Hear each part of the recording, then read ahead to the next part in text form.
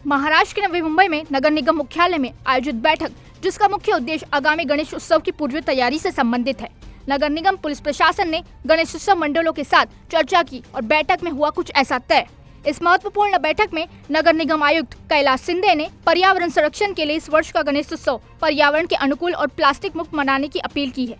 बैठक में नगर निगम प्रशासन ने गणेश उत्सव मंडलों से प्लास्टर ऑफ पेरिस की मूर्तियों का उपयोग न करने की अपील की है। साथ ही साथ उन्हें शाडू की मूर्तियों की स्थापना करने तथा विसर्जन के लिए कृत्रिम तालाबों का उपयोग करने का आह्वान किया है, ताकि पर्यावरण को किसी भी प्रकार का नुकसान न हो। आइए जानते हैं क्या होते हैं नुकसान यदि आप प्लास्टर ऑफ पेरिस की मूर्तियां घर लाते हैं तो।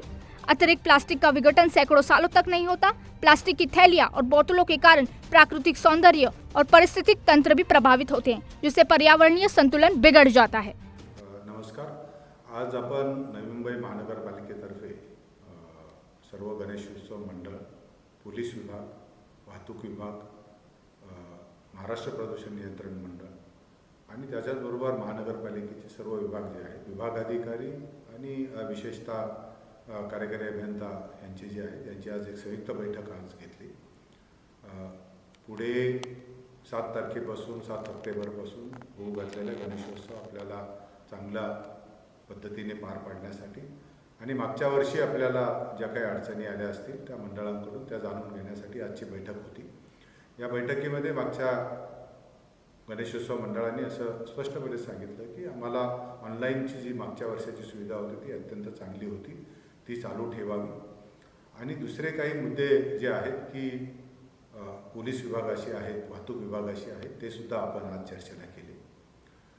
याच्यानंतर वाहतूक विभागाने आणि पोलीस विभागाने सुद्धा त्यांचे जे काही भावना आहेत त्या व्यक्त केल्या आणि अजून एक विचार याच्यामध्ये आला की आपण कृत्रिम तलाव मोठ्या प्रमाणात करतो, परंतु त्याला नागरिकांकडून हवा तेवढा प्रतिसाद मिळत नाही आणि पर्यावरणपूरक गणपती उत्सव आपल्याला ठेवायला पाहिजे, ही एक भावना त्याचा जास्तीत जास्त आपण अंगीकार केला पाहिजे।